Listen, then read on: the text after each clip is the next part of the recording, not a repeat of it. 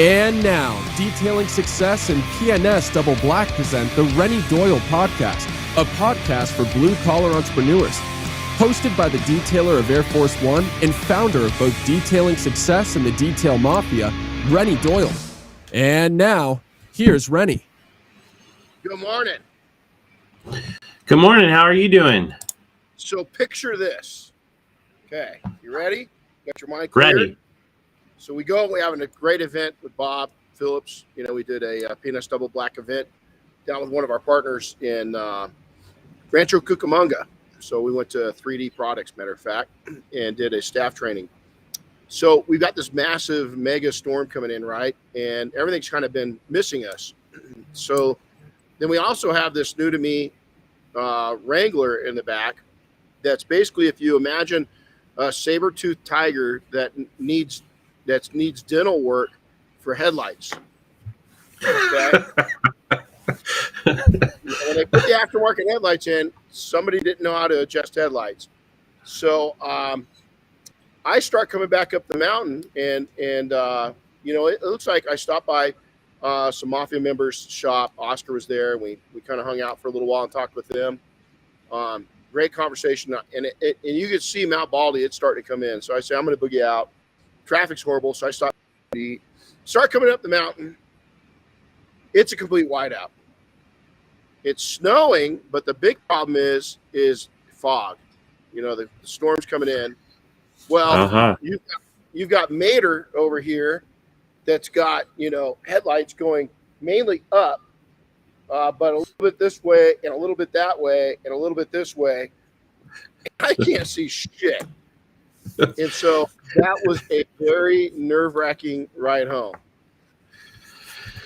Well, you got to get those headlights adjusted.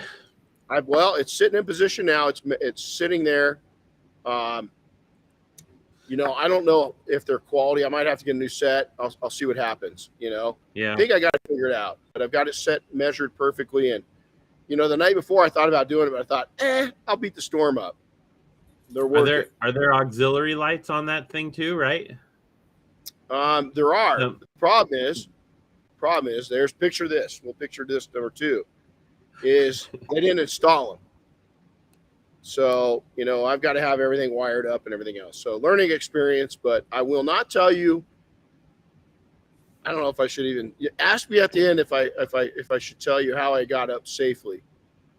Okay. Now I do, you know, I've done a lot of off-roading. I've done search and rescue for 30-something years, military, right? I'm not sure if I'm going to own. We'll see if enough people request if I own how I got up the mountain or not. How I finally got up. So all right. Well, I'm sure they will. We'll see. We'll see. So, you know, it's man, we had a great week last week. I'm kind of homesick for the fellas that were here. We always have great classes, but last week was just to another level, you know. It just was pretty insane, you know. Yeah, we had a good group. Yeah, it was a lot of fun. So today, you know, we're going to talk about how do you know when it's time to ask for help. Now, what was the gentleman's name that asked that question? I want to give credit to him. So if you can go back and find that. I've got it right here. And while Chris is looking for that, we spent days talking. It was Nathan Garrett that asked it for the podcast last week. So Nathan, I think this is we talk about success and moving forward and evolving your business, but you know, I thought that was a great question. And even today, donating a whole podcast to it, you know, we could spend days to it. And so I'm going to change the word when you know it's time to ask for help. I'm going to change that word to guidance. And I think it's all the time. As I said that last time, is I'm constantly looking for guidance. Not necessarily help, but there is a time when you need help, right? But this is a huge, huge, huge topic. And we're going to go into how we categorized it. Is I broke it down into several segments. And then beginning help, which is kind of year 1 to 5, intermediate help, and then advanced guidance, if you so to say. So let's jump into this in all stages again. I mean, right now, I mean, Bob Phillips and I, we haven't had a lot of time to just have one-on-one events like we used to, and we're doing it a lot more this year because it's just a way for us to get, reconnected and kind of remember what, Dave, his and my goal was when we kind of went on this journey. And I'll tell you, it was a lot of fun yesterday. And again, guidance, input, mentorship, coaching, all these different terms that you've got. But we all go through periods of weakness. We go through periods of strengths. No one has immunity from having weak moments. No one has immunity from having challenges in life pop up. I never had such a challenging life as last year. I've lost people and everything else, but last year it was just a different set of challenges, and we all have it. And I'll tell you, it made me a better person. And it's just like we talked to some people in the last week that are really struggling. It's been a tough winter for a lot of people, especially new people in business, and it's been their first struggle. And I'll tell you, looking back, those early years when I really did struggle and was building it up, those are some really sweet moments. I don't want to go back to those moments, but I had to pay that price, and I can look back and reflect. And even last year, as challenging as last year was, I got to tell you, man, it was a learning experience. I mean, there's some of the things I could have gone without, right? I mean, Chris and I both could have done that, but the items you couldn't just, you just, even those items I learned from. And so we're constantly, all of us are facing those new chapters and those new challenges in our business. Don't be ashamed, swallow your pride. When you don't know something, that's actually, for me, that's intelligence and courage. Is that somebody holds it out and just tries to keep fixing it on their own. That's ignorance on fire. Is that you're just going to hurt yourself more and more than the people around you. All of us, so many of us, I look at people that my most admired colleagues and friends and family are those that humble themselves enough to realize and confide that they've got weaknesses and that they hurt and that they need a little assistance and they need a little bump up and they need a little confidence build. Is those end up being the most, Rich, one of my best friends, 20 something years, Army aviation. He's still an active rescue pilot and in civilian world, and one of my dearest friends. And, here's this warrior, this guy that's just tough than nails and smart and everything else. But, we can show vulnerability to each other, and it's okay. I mean, we don't, look for a safe place or anything like that. We're not that way, but we do confide in each other. And when we've been hurt, in relationships or by confrontations with family or, our spouses or whatever, we can, as men, come to each other and own those things with each other. And I think the world of Rich. I think he's powerful and somebody I really look up to. Seek people out that are at the level you wish to arrive at. Now, this is a big one. Is so many people seek people out, then they want to be them overnight. You got to be careful. You got to remember, is anybody that's written a book knows that the book wasn't written all at one time. It was one chapter at a time, and it's really orchestrated. It takes a team to write a book, and basically what you're doing in your business and in your life is you're writing many books. Hopefully not one book, hopefully many books. And so you've got to build off the chapters you've written, and you've got to envision and build the chapters you've yet to write. And so, when you look up to these people at a different level, make sure that you're not falsely wanting to be where they're at overnight. And remember, you've got to earn that position. It's not going to just happen. And don't wish yourself into misery, meaning that so many people, oh man, I want what he wants. Man, look at that house. Look at those cars. It took that person time, or they were just a spoiled brat, one or the other. But in most cases, it took time. It's going to take you time. And so let's talk, Chris, a little bit about 3 signs that kind of indicate that you might need some input going on in your life. Is that, that you come up with a couple of great things. Yeah, we have a few of them here. I kind of broke them out here. We actually got 3 signs that you may need help, and then 3 signs that you may need financial help. Yeah. Because they're a little different. Not help doesn't always come in the form of money, right? So, Yep. but Why don't you cover the 3 things that show you need some help, some guidance, and then I'll yeah. cover So the financial stuff. How's that? you got it. The first one that we got in our notes here is you're going in circles. So this one may seem pretty obvious, but if you've been working towards a goal, you're not really making any meaningful progress. You're just kind of stagnant with that goal, going in circles. Like it says, that's a sign that you may need help. You may need some additional guidance to help you break free of of where you're at, and start moving forward again. Um, the other sign that you may need help is if you need to accomplish, a goal quickly, or you need results fast, right? So you may not be able to have the time, have the time to do it all on your own to accomplish that goal on that timeline. So it takes time to do something and accomplish something on your own. So getting the right help, the right mentor can help cut down on that time considerably for you.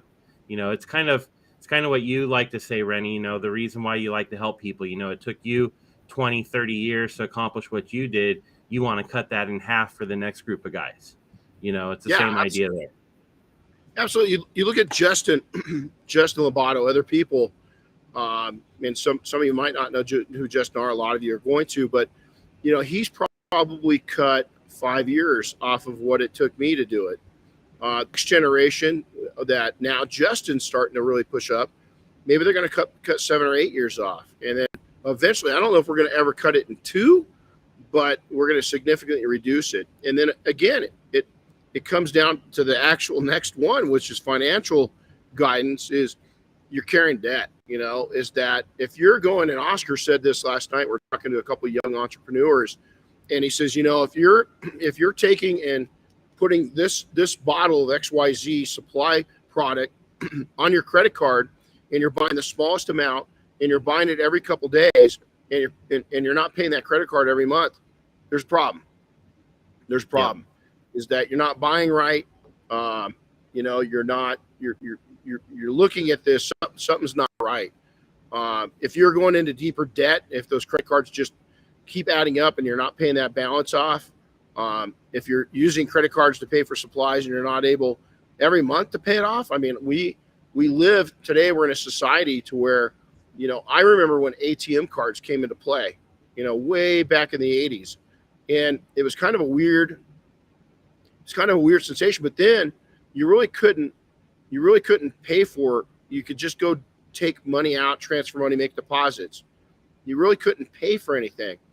And then it started switching over to where you could, use it like a credit card, right? And it was pretty cool because you didn't have to go into debt. But at the same token, I think a lot of young people or irresponsible people really got in trouble with it because they're just, emptying their accounts out. They're going and playing with stuff. But, if you're struggling and you can't pay your monthly bills, something's going on. If you're robbing Peter to pay Paul, it happens. I get it.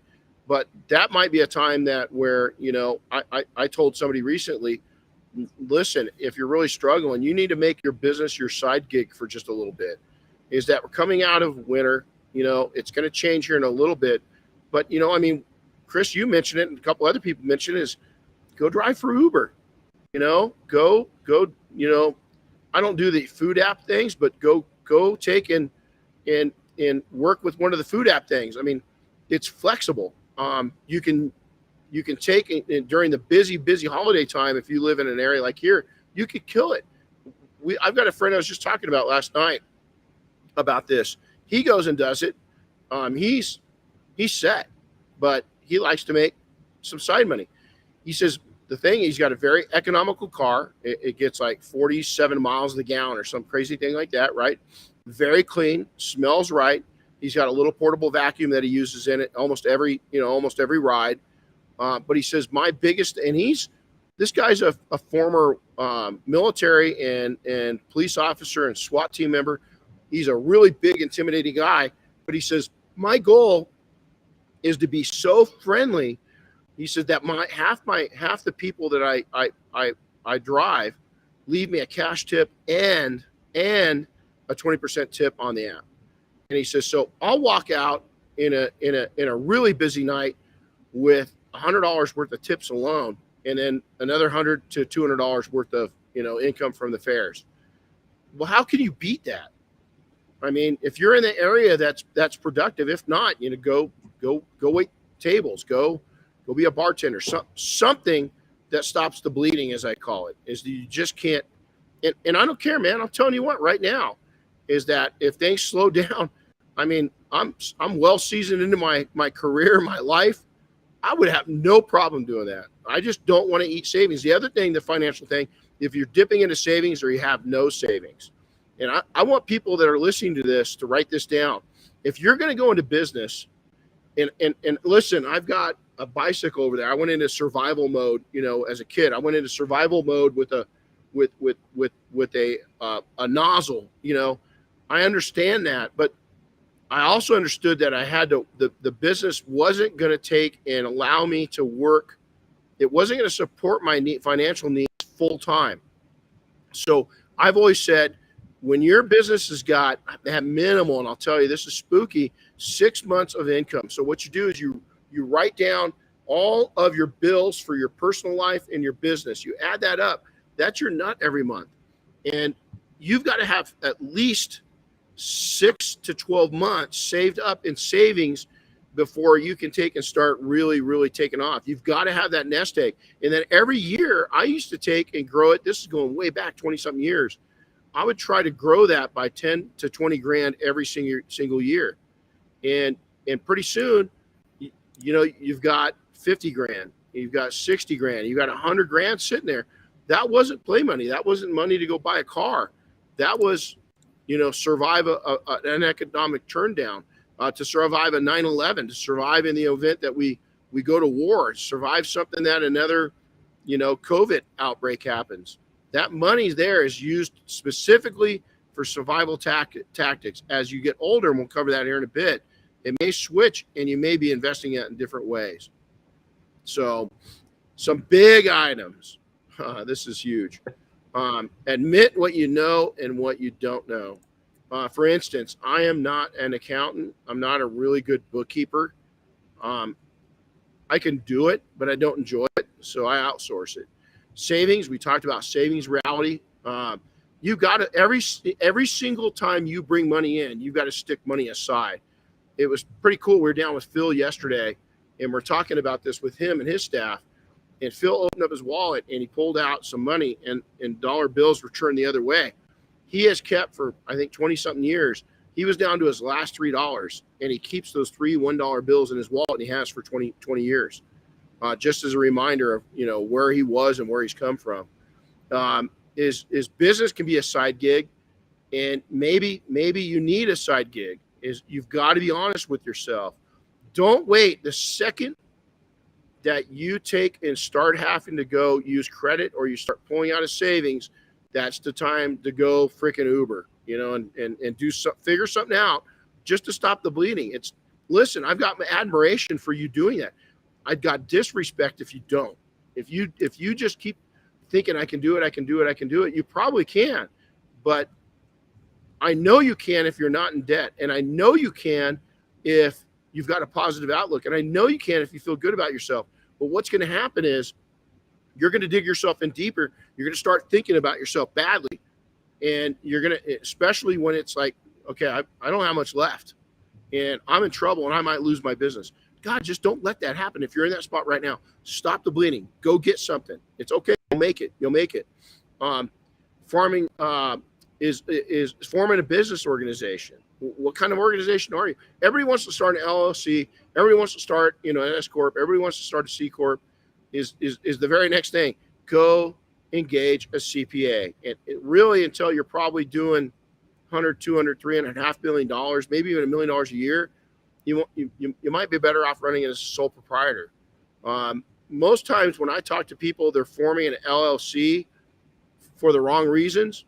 They're doing it for protection, which honestly it doesn't give you much, especially in in states like California, New York, stuff like that. It just doesn't matter.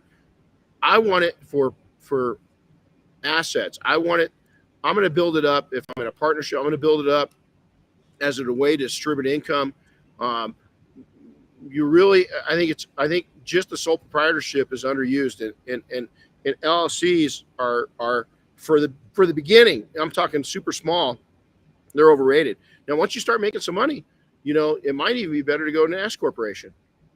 And so that's why you want to go to a CPA. You want to outsource all that, your pre-tax tax estimates, everything else for your quarterly taxes, your yearly taxes, all this stuff. Your pre-tax savings on earnings. A lot of people don't understand is that you can put so many ways that the rich utilize loopholes to save themselves as you start growing and as you start making income. Is you can take and put money into a healthcare account. You can put in retirement, all kinds of different things, and you're not taxed on that money. And it's a great way for your company to show lesser taxation or have a less tax obligation, and then also for you to grow your wealth. But it's long-term thinking. So let's talk, Chris, for a second about the beginning. Those that are in that 1 to 5 year mark, and I know a lot of you are going, man, I'm 4 or 5 years in, I'm not at the beginning. I mean, you got to look at this with perspective. Is that from a seasoned entrepreneur, you really are. And the one thing I can tell you, as I was telling these young guys yesterday, the one thing they haven't been is older. The one thing both things I've been is older and younger. And I understand. I look back at things. So I'm going to call bullshit when I see it. Is that beginning is really that year 1 to 5, and somehow you're going to find that out during your journey, maybe even longer for some people. But your pre-startup is your finances. Is that I know some of you are diving this business and it's a survival method. You still have to have your finances in order, your taxes. And if you think you're going to dodge paying taxes, man, that's going to come back and creep up, and that could bite you in the ass. That could shut you down. Again, if you're using a survival, maybe have a side gig just to get you through. CPA engagement. It's so important to engage. Everybody thinks about an attorney. I'm much more concerned about the CPA's side of it than I am an attorney. I mean, our CPAs, through the years have been able to form corporations for it. It's not too often that, unless we're going into contracts, that we need an attorney. Market evaluation. You've got to be able to take and know how to evaluate your market and what to look at.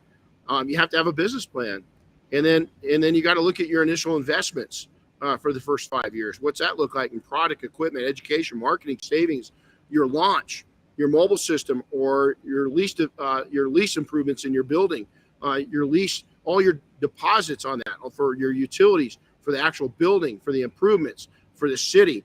We're talking to somebody yesterday that is doing an improvement on their building in the city they're in. They want them to do $800,000 worth of improvement on city property for beautification. $800,000. So did you know that before you went in? Probably not. And so those are the things that you really want to investigate and find out. A lot of towns now for mobile operators is they're onto this now, and the penalties for operating within their jurisdiction are pretty high if you're not licensed. And so you got to look at that. So the other kind of concepts that you've got to look at and you've got to get into your brain is your slow month survival. How are you going to do that? And again, that's going to come back to, COVID. When first COVID launched, I talked to so many people that put on a complete facade on the internet, on social media, on Instagram, on Facebook, on TikTok. Here they are a week into it, and they're like, dang, dude, if I can't open back up, I got to shut down. And I'm like, how can you be 10 days into something? You're supposed to be so freaking successful, and you're already broke. And it turns out these people live in apartments. They're not. And hey, listen, I lived in apartments for many years. I bought a house pretty young, but I've been there. But these are ballers. These are people pretending to be at the very, very top, and they weren't. Don't be that. Don't be that. There's a saying. It's kind of like the restaurant industry. I actually was listening to a podcast this week, Mike Rowe, and it was talking about the restaurant industry. Did you know the average restaurant has about 18 days worth of reserves in the bank? 18 days. 18 days, and that's Well, it.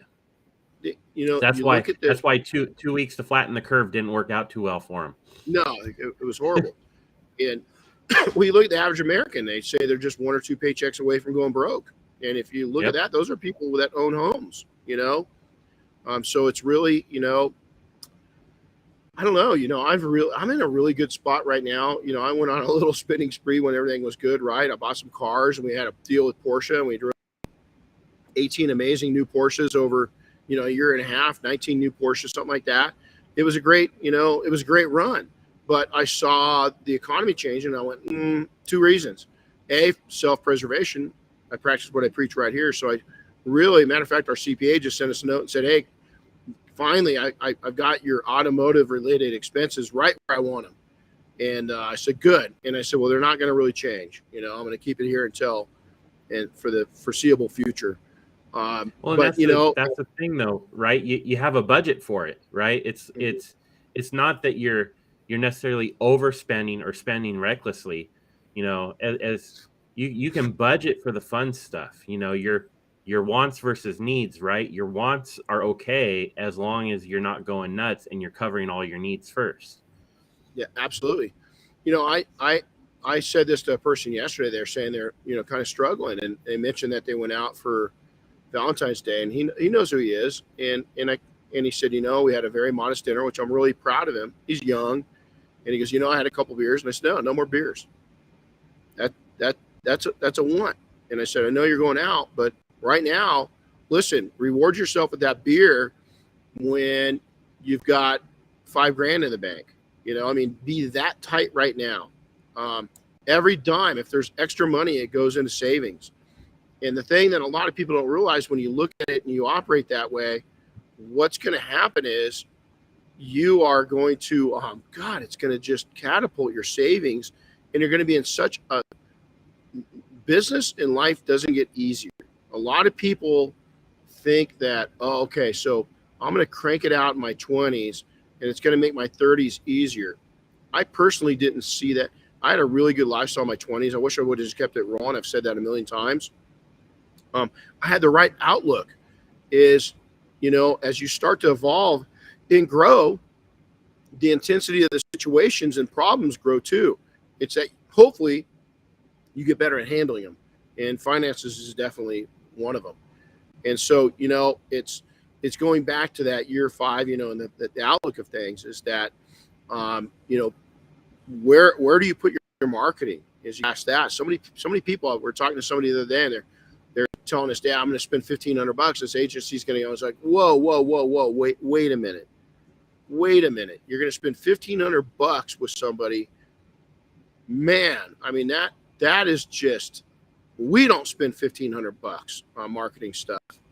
I'd have to dig deep into that and see what the hell that comes with, right? And I'm not sure you're just going to take their word for it.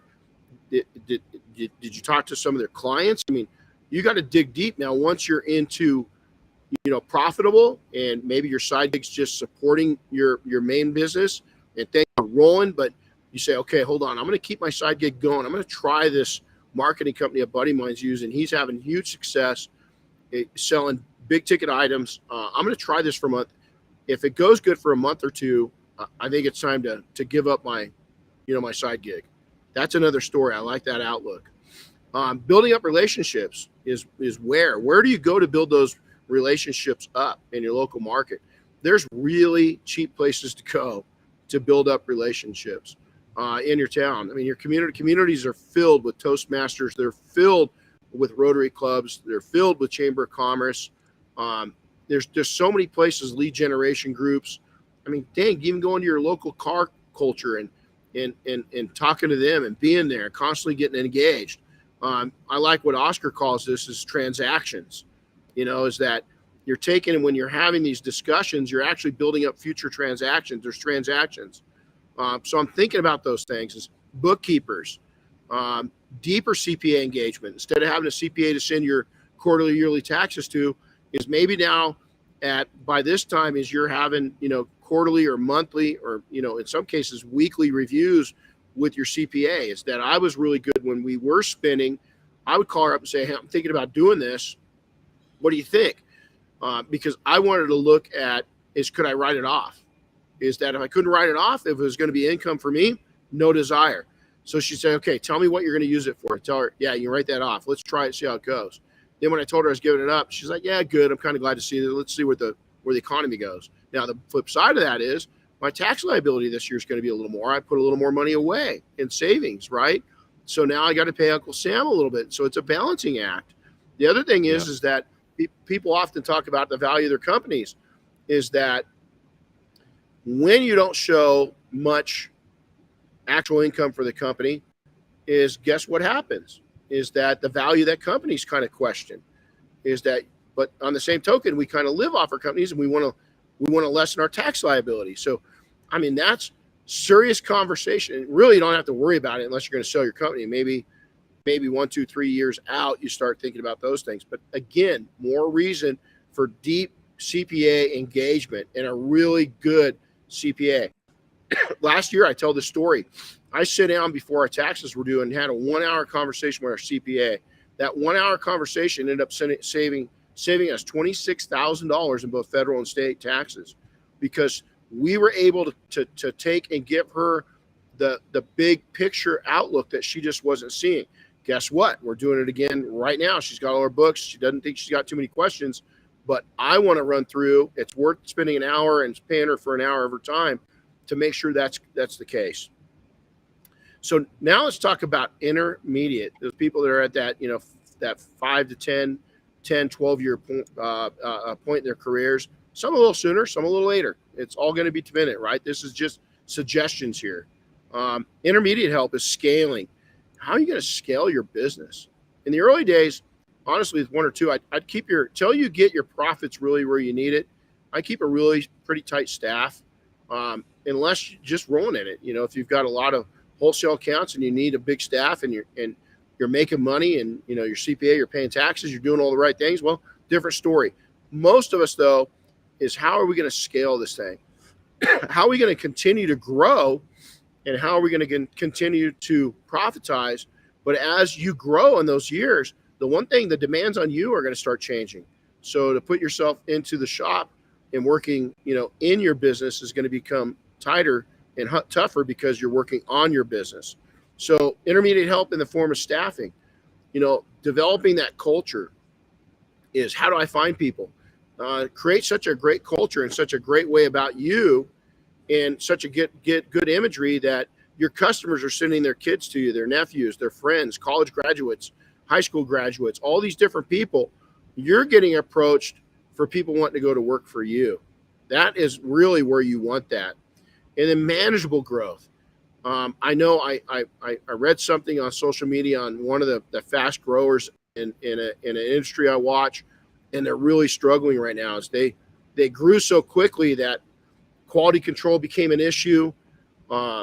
Their reputation and their culture became an issue, and all of a sudden they're really struggling because what they were known for is what they're being not known for anymore. It's exactly what they're struggling with, and they've kind of lost their way and they've lost their identity. I hope they can come back. I hope that they can pop back, shrink it back down, but it's a hard thing when you start rubbing customers and your fan base the wrong way. Is, man, that's really tough. And so, it's the staffing issue is really important. Most people don't understand it. They don't understand how to build a culture. They don't know how to build staff up. They're terrified of teaching people too much, and those are all ways to go straight off the cliff. It's the wrong way to look at things. So manageable growth, growing in at a reasonable rate that you can manage it, and then outsourcing. Again, all of your bookkeeping, your taxation, your CPA, all of that kind of stuff. Even looking for a building as you grow, is outsourcing that to agents, and letting them start to do the things and looking for the groundwork and what you're looking for doing. Is that you got to be able to outsource things, your marketing, your marketing support document, building and printing. All those things you can outsource, and it's really important that you learn how to do that. And now let's go into my favorite section of it. I love the advanced side of it, because really the advanced starts when you're new, of just starting to know what's out there. Is that, thinking big, but realizing you're small. And so is, aim small, hit small, type of thing is really, really target yourself to where you see that out in the distance, and that's a goal. And then you put your face down to reality. So in the advanced help, much of it's the same as above. A lot of the things that it's just good common practice. But what comes into play as you get into your advanced years and your business really starts to grow is managing cash flow. Jeff Brotman, one of the guys at Costco, was one of our customers, and he wrote a book. He was co-writing a book about Costco, this kind of the Costco story. And he asked me one time, he goes, Renny, what's your top 3 biggest struggles as a small business? And I thought about it, and one of them was payroll. I said, it's really tough because we're managing credit cards coming in. And so I told him my 3, we discussed it, and I turned around and asked, I said, Jeff, what's Costco's? What's their big struggle? One of them was cash flow and payroll, is that they've got a line of credit available to them because, again, they're putting so much mass numbers out there, but the credit card's coming back and paying vendors. It's paying leases on the buildings, new construction, all this different thing. Is that, can you imagine on that side of it, the management, the cash flow management's just got to be huge. It's no different on your small business. Is where are things going now? Where do things need to go? And then where are things at? Is in the line of cash. Right in line with that is that I've always believed in for the last 25 years, a good line of credit is that we've used these things for different sources, for different growths, we don't misuse it. It's been a great tool to have lines of credit within our business. It's been very helpful. And then also in your advanced stages is multiple streams of income. This is where you could come in and start other businesses up within the same industry, or in different industries, real estate purchases, real estate management. You've got your house. Well, why not keep your house and buy another house? So, the income realized from real estate is a little different than income realized from blue collar working. And so there's some real advantage of that. Real estate purchases in the form of raw land to build a shop, all these different things you got to be thinking of. And then bigger investment into your retirement, investment into medical savings, investment into your staff's retirement and medical savings, vacations, kids, education, all these different things. As you start getting into this, it comes back. You can start seeing a lot with cash flow and the management of cash flow. And then one of the things that people don't look at, we talk about as entrepreneurs, is your exit strategy. And I really think it's better to talk about that earlier. You don't want to do that really too much, and not at all in the beginning stages and the intermediate. But as you start getting successful and you own things, and you hit a certain age, I'd probably say right around 50, is you need to start looking at, okay, where are we going with this? What's going to happen? Are we going to keep it as a legacy? Do we have family going to come in? Are we going to keep it and have people run it, or are we going to sell our business? Detailing companies typically don't have a lot of value, but I'll tell you what they do have value to is when you have them tied to real estate.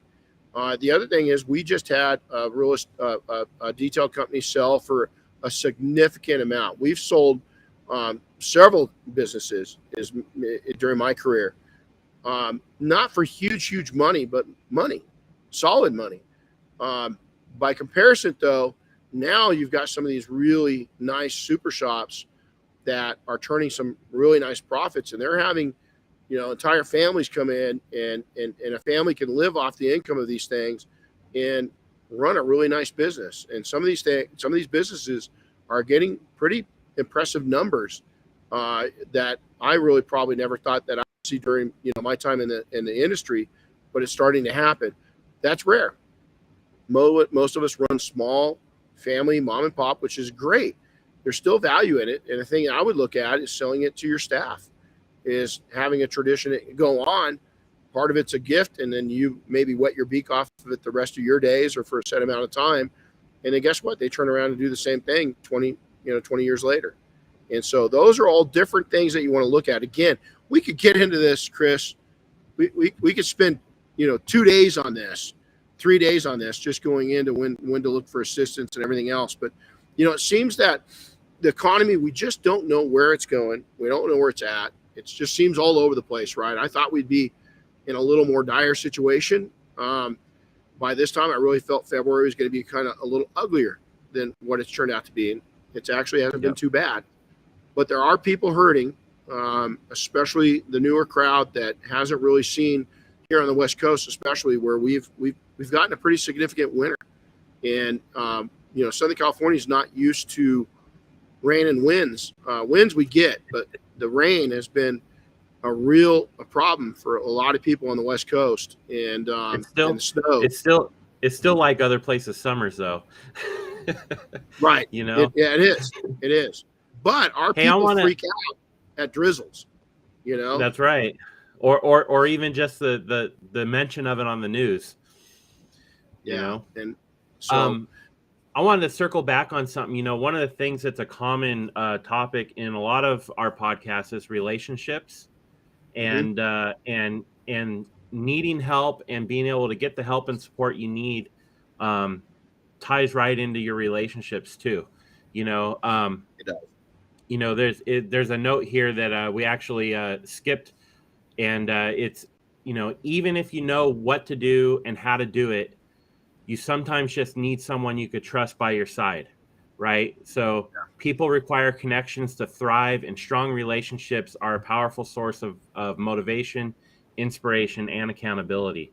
And I actually think that's a pretty important reason to be building those relationships, and to not kind of put yourself on an island and just be out there all by yourself doing this. Because when you need that help, or even if you don't really need that help, you still just need that cheering section there right by your side.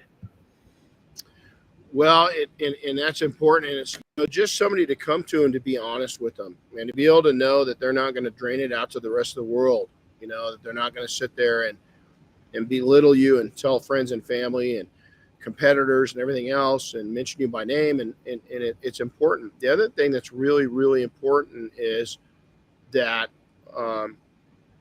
the information you're gathering, the input you're gathering from people, is it's vetted, that it's the person's not throwing out a bunch of theories.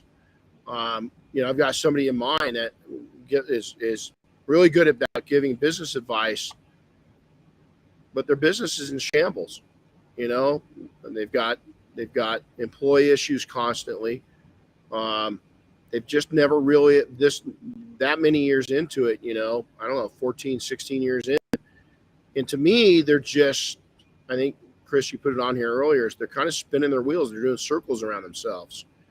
And, it's sad because they've got the attention of some younger entrepreneurs, and I think they've given them some really poor advice, and they've been a bad living example of how to conduct business and really how to even conduct themselves. Is that they just haven't done a real good job at that. And, it's sad because they do have ears on them, and yet a lot of their stuff is just bullshit repeated theory that they themselves haven't been successful at doing.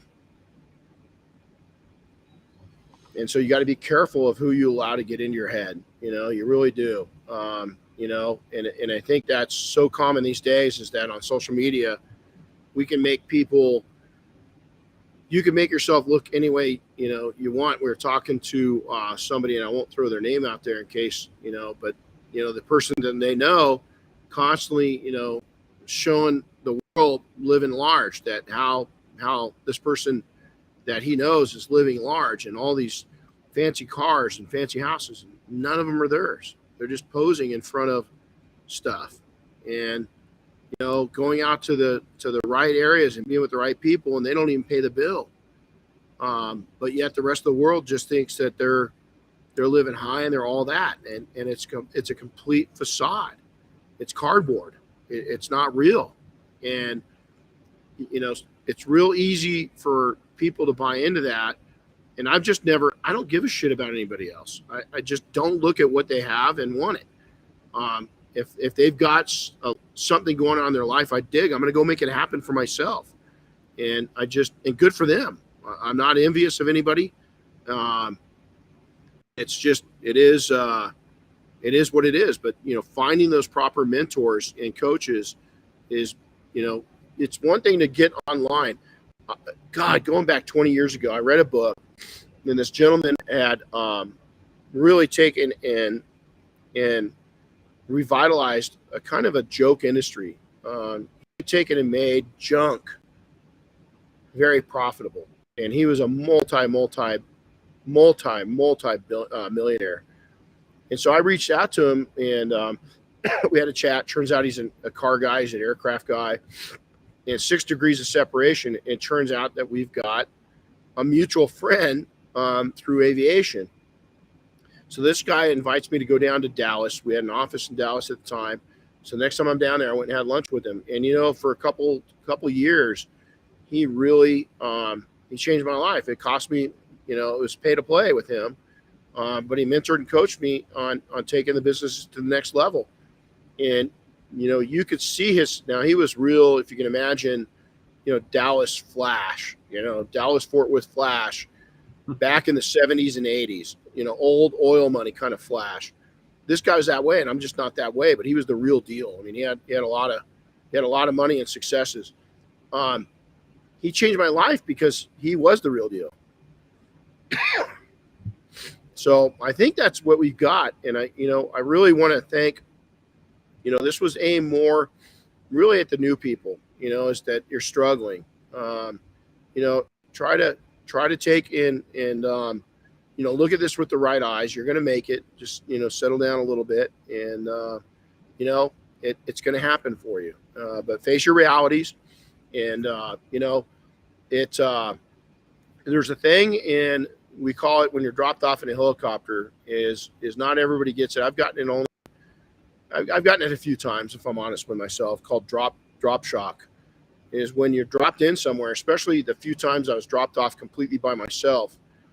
And drop shock is, when you look around and that helicopter's pulling away and you're it. Or even there's a small team of you, you've got a very daunting challenge in front of you. You go into a little bit of shock, and right now I think there's a constant door of people in the industry, and in small business, and especially in service businesses, that are kind of in drop shock. They've been dropped off, they had a little success, but now it's time to go, and they're a little shocky and they don't know what to do.